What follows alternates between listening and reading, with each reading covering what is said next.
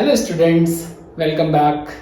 ये मेरा second video है इस सीरीज़ में और आज हम डिस्कस करने वाले हैं common strategy for the critical reasoning exams. आप सोच रहे होंगे कि ये चीज़ तो हम तब डिस्कस करते हैं जब हमारा पूरा सिलेबस ख़त्म हो जाए, जब हमने सब कुछ पढ़ लिया हो, क्योंकि एग्ज़ाम तो तभी आते हैं।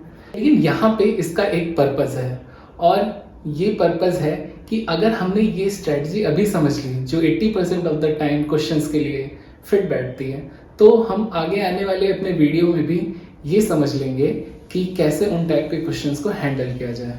और जो बाकी 20% क्वेश्चंस हैं वो डिपेंड करते हैं एग्ज़ाम टू एग्ज़ाम, कैसे मतलब कैट में क्या है और जीमैट में क्या है, बैंक पीओ में क्या पूछ रहा है, मतलब जो डिफरेंसेस हैं वो हम उनमें देख लेंगे। पर 80% ऑफ द टाइम जो क्वेश्चंस हैं वो इन्हीं फॉर्मेट में होते हैं। तो चलिए स्टार्ट करते हैं। देखिए, क्रिटिकल रीजनिंग में मेनली 4 टाइप्स के क्वेश्चंस होते हैं। पहला जो सबसे इम्पोर्टेंट होता है वो है आइडेंटिफाइंग द अजम्पशन।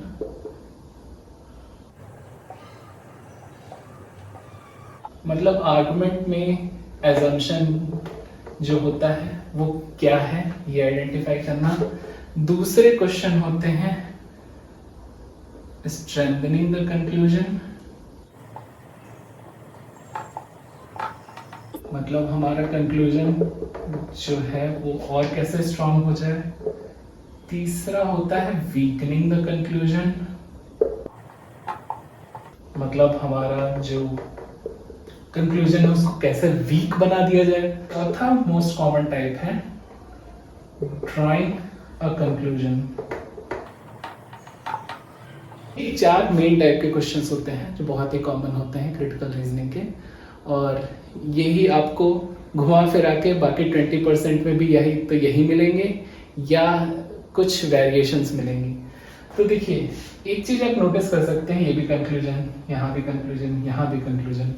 इसका मतलब conclusion is one of the most important part of the argument. ये हमने पिछले वीडियो में भी देखा था और ये फिगर आप हमेशा याद रखिए। आपको आर्गुमेंट समझना बहुत इजी, मतलब इन क्वेश्चंस को जब हम आगे की वीडियो सीरीज में हैंडल करेंगे तो हम ये देखेंगे कि इस डायग्राम के थ्रू हम कैसे इसको इजीली समझ सकते हैं। राइट, ये हमारा कंक्लूजन था, ये प्रेमाइसेस थे और ये अजम्पशंस थे। कुछ और टाइप के क्वेश्चंस होते हैं जो पूछे जा सकते हैं, जैसे give an example using similar logic. मतलब अगर कोई गिवन आर्गुमेंट में कोई पैटर्न फॉलो किया गया है स्ट्रक्चर का, वैसे ही वो आपको ऑप्शंस दे देगा कि किस में इसी same similar type of reasoning चल रही है। ठीक है। दूसरा हो सकता है एक्सप्लेन सम डिस्क्रिपेंसी, मतलब हमारी रीजनिंग दी हुई है उसमें कोई 2 पैराडॉक्सिकल स्टेटमेंट हो सकते हैं या डिस्क्रिपेंसीज हो सकती हैं, तो उनको एक्सप्लेन करना। और मेन आइडिया,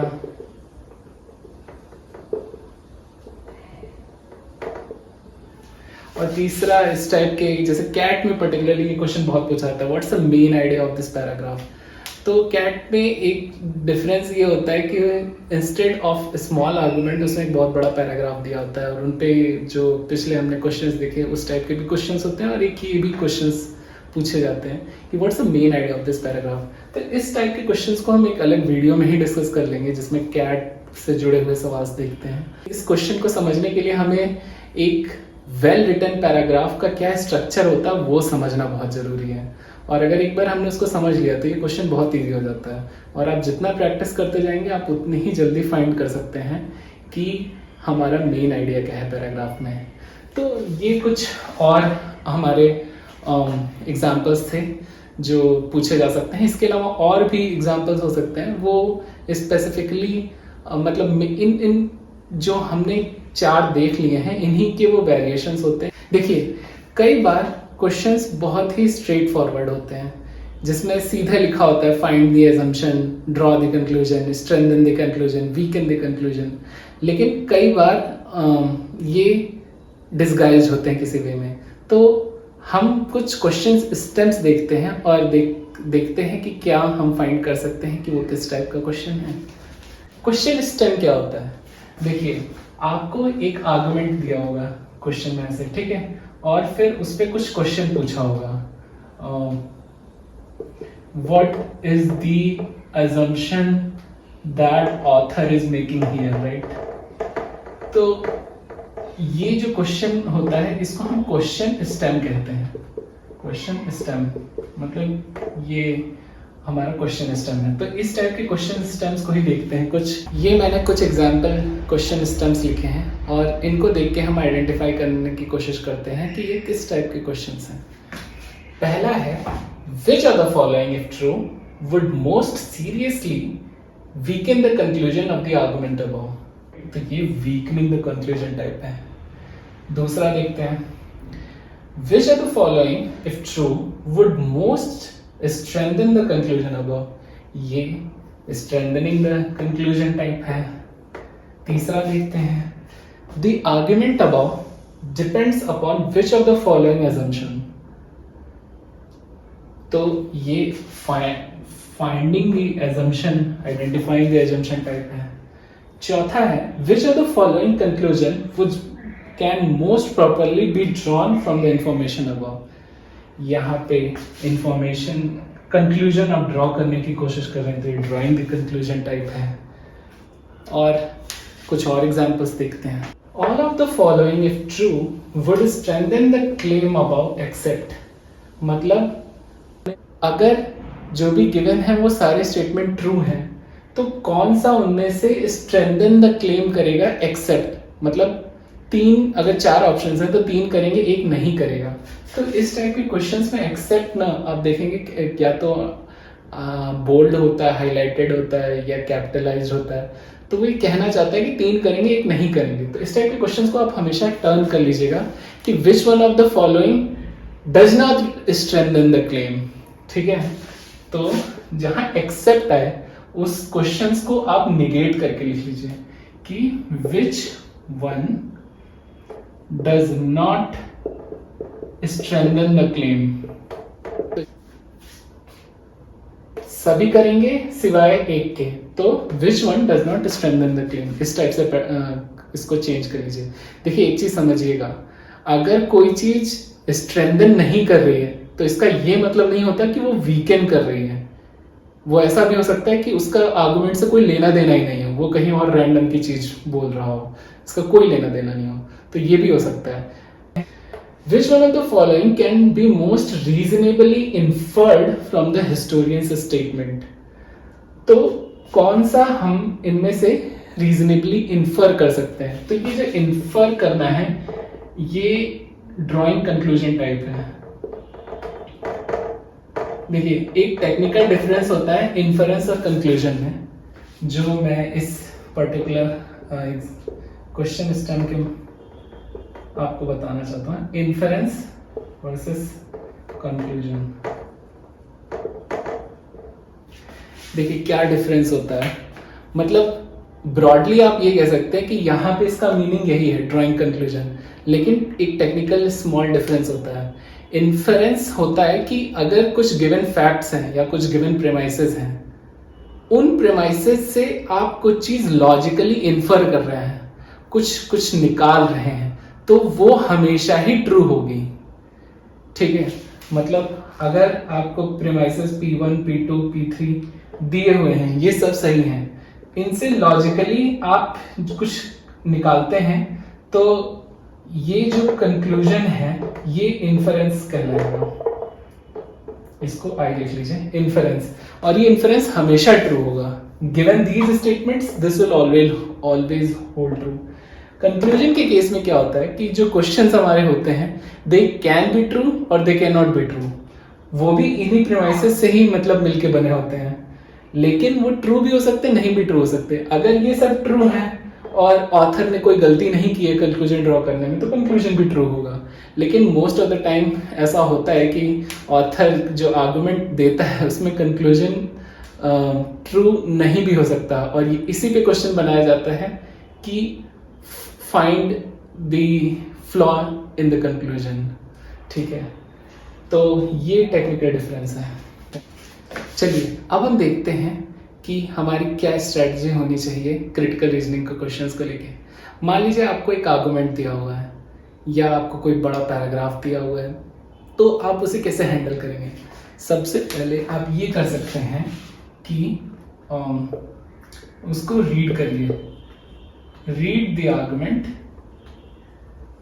या पैसेज जो भी दिया है उसको रीड करिए, ठीक है, and make your own notes.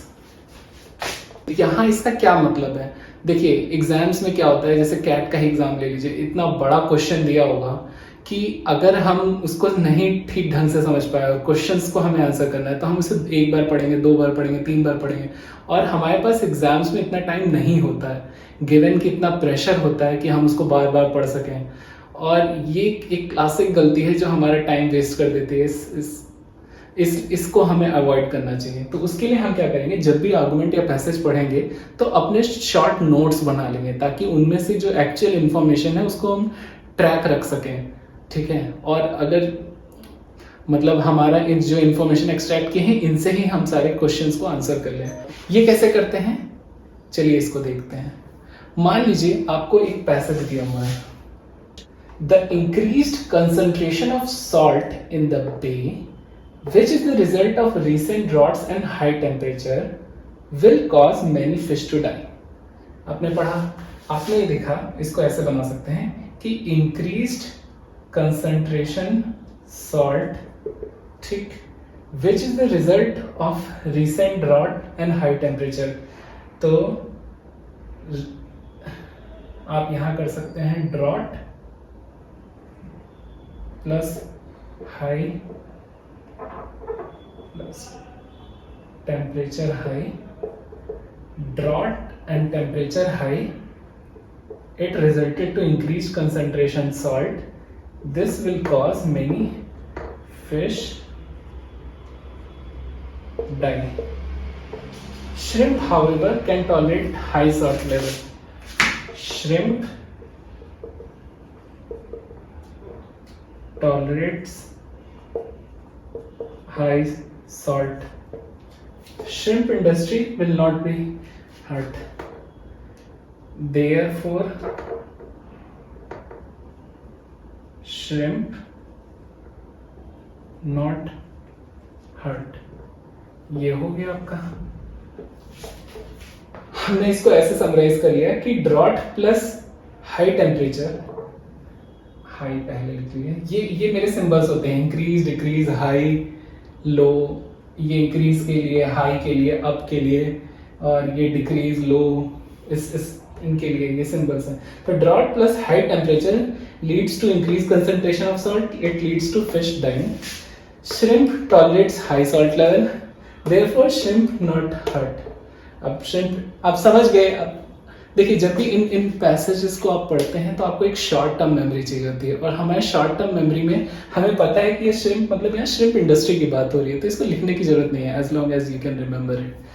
तो हमने ये अपना समराइज कर लिया। अब हमको जो भी क्वेश्चन आएगा, क्वेश्चन स्टेम जैसे हमने देखे थे, हम डायरेक्टली अपना ये पैसेज देख के, अपने ये जो हमने शॉर्ट नोट्स बनाए हैं इनको देख के ही आंसर कर सकते हैं। लेट से आप नहीं कर पाते तब आपको वापस जाना पड़ेगा, बट अगर आपने अच्छे से प्रैक्टिस की है और आपके नोट्स मेकिंग स्किल्स अच्छी हैं तो you can easily answer the questions. अभी हमने देखा एक एग्जांपल के थ्रू कि पहला स्टेप कैसे कर सकते हैं, read the passage and make short notes. दूसरा होता है read the question and identify the question type. तो ये हमने अभी एक्सरसाइज की ही थी कि क्वेश्चंस स्टेम्स पढ़ेंगे और उनसे देखेंगे किस टाइप का क्वेश्चन है, is it identifying assumption, strengthening conclusion, weakening conclusion या ड्राइंग कंक्लूजन, ठीक। तीसरा हम ये कर सकते हैं प्रोसेस ऑफ एलिमिनेशन। देखिए इसको शॉर्ट में बोलते हैं पी। तो तीसरा स्टेप होता है कि हमारे पास यूजुअली ये जो सारे एग्जाम्स होते हैं ये मल्टीपल चॉइस क्वेश्चंस होते हैं, मतलब आपको एक क्वेश्चन दिया होगा, उसके 4 ऑप्शंस या 5 ऑप्शंस दिए होंगे, तो आप उनमें से एलिमिनेट कर दीजिए कि कौन से गलत आंसर्स हैं या सही नहीं हैं, तो आपको इजी हो जाता है आइडेंटिफाई करने में कि क्या सही हो सकता है। तो ये प्रोसेस को हम कहते हैं प्रोसेस ऑफ एलिमिनेशन। तो आपके पास ऐसे क्वेश्चन आपको ऐसे दिए रहेगा ABCDE आंसर चॉइसेस, राइट। तो आजकल चूंकि ऑनलाइन एग्जाम्स होते हैं तो आप ये लिटरली ऐसे लिख सकते हैं, question number 5, these are my ABCDE। हमने क्वेश्चन स्टेम पढ़ा, हमने देखा कि हाँ ए तो नहीं हो सकता तो इसको स्ट्राइक डाउन कर दीजिए, डी भी नहीं हो सकता इसको भी स्ट्राइक डाउन कर दीजिए, और बी हो सकता है तो मैंने ये सिंबल यूज किया, सी भी हो सकता है, ई मैंने पढ़ा ये नहीं हो सकता, तो हमारे पास दो ऑप्शन बचे, बी या सी। अब अगर हम आइडेंटिफाई कर लें कि इनमें से कौन सा हमेशा ट्रू होगा तो we can easily get that answer और इसको स्ट्राइक डाउन कर सकते हैं। देखिए आंसर्स की ये खासियत है, आंसर्स जो करेक्ट आंसर होगा इट विल बी 100% ट्रू। ठीक, तो अगर हमारा जो सही आंसर होगा वो 100% ट्रू है तो हम ऐसे आंसर्स को एलिमिनेट कर सकते हैं जो कि कभी ट्रू होंगे कभी नहीं होंगे। आप एग्जांपल ही लीजिए, जैसे sun rises in the east, अगर किसी ने दो आंसर चॉइसेस दिए हैं, sun may rise in the east और दूसरा है sun rise in the east, तो इनमें से आप ये एलिमिनेट कर सकते हैं सन मे राइज। मे के इंटरप्रिटेशन है इट मे और इट मे नॉट, ठीक है, तो वहां पे एक ऑप्शन है इट मे नॉट, नो, जो कि हमें पता है गलत है, तो इट्स वी आर श्योर कि मतलब this can not be 100% true. तो जो अदर ऑप्शन था कि sun will always rise in the east या sun rise in the east, वो हम मार्क करेंगे क्योंकि दैट्स ऑलवेज 100% ट्रू, ठीक है। तो अगर हमें ये चीज पता है कि आंसर शुड बी 100% ट्रू तो हम कई सारे ऐसा ऑप्शन एलिमिनेट कर सकते हैं जिनका ब्रॉडर कॉन्टेक्स्ट होता है। तो ये हमें लेके आता है अगले पॉइंट पे जिसको हम कहते हैं take care of extreme words. देखिए कुछ वर्ड्स होते हैं एक्सट्रीम वर्ड्स, अगर वो यूजुअली पैसेज में यूज हुए हैं या आंसर टाइप्स में यूज हुए हैं तो मोस्ट प्रोबेबली वो आंसर गलत होगा अनलेस वो सपोर्ट नहीं करता इन पैसेज में, तो हम ऐसे आंसर चॉइसेस को एलिमिनेट कर सकते हैं। अब वो एक्सट्रीम वर्ड्स क्या होते हैं चलिए देखते हैं। देखिए ये हैं कुछ एक्सट्रीम वर्ड्स जो मैंने यहाँ लिखे हैं, इनके अलावा भी हो सकते हैं बट ये मोस्ट कॉमन वर्ड्स हैं। जैसे ऑल मतलब सभी, जब आप सभी को कहते हैं तो कोई बचा नहीं रहता, मतलब सब आ जाते हैं उस सेट में, ठीक है। जैसे मैं कह दूं ऑल कंट्रीमैन तो मतलब उस कंट्री के रहने वाले सभी लोग, मैन विमेन, वो सब इंक्लूड हो जाते हैं विदाउट एनी एक्सेप्शन। नेवर मतलब कभी नहीं, ऐसा कभी नहीं हो सकता, तो ये भी एक बहुत ही एक्सट्रीम वर्ड है। ऑलवेज हमेशा, नन मतलब कोई भी नहीं, ओनली सिर्फ ये, ठीक। तो इस टाइप के वर्ड्स जहां भी आते हैं यूज, हमें उन पे मतलब हम एक तरीके से कह सकते हैं कि मोस्ट ऑफ द टाइम ये गलत होंगे। अगर ये पैसेज में सपोर्टेड है तभी ट्रू हो सकते हैं, अदरवाइज ये मोस्ट ऑफ द टाइम हम एलिमिनेट कर सकते हैं। कुछ ऐसे वर्ड्स भी होते हैं जो हमारे आंसर चॉइसेस को ट्रू या फॉल्स कर सकते हैं अगर हम उन पे ध्यान दें तो। कुछ ऐसे ही वर्ड्स होते हैं जिन्हें हम बाउंड्री वर्ड्स कहते हैं। इनको बाउंड्री वर्ड्स इसलिए कहा जाता है क्योंकि ये एक रेंज, एक बाउंड्री देते हैं स्कोप ऑफ द आर्गुमेंट को। जैसे मान लीजिए आपके आंसर चॉइसेस में ऐसा कुछ लिखा हुआ है,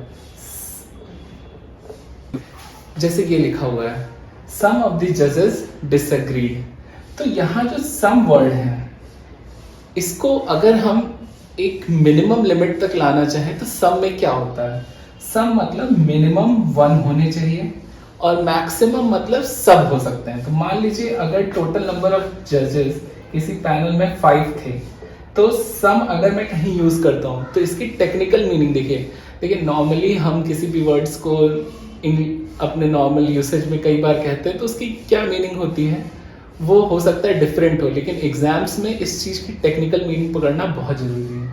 तो जब सम कहते हैं तो इसका मतलब होता है minimum 1, it should be greater than 0%, और इंसान के केस में एटलीस्ट एक इंसान होना चाहिए। और अगर 5 जजेस का बेंच था तो सम का मतलब मिनिमम 1 होने चाहिए और मैक्सिमम पूरे के पूरे भी हो सकते हैं, तो इट कुड बी आप ये कह सकते हैं ऑल। ठीक है, तो ये एक तरीके से इसकी बाउंड्री दे रहा है।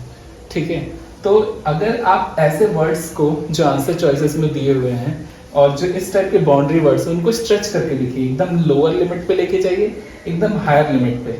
अगर ये आपका स्टेटमेंट तब भी 100% ट्रू है तो ये आपका आंसर चॉइस होगा।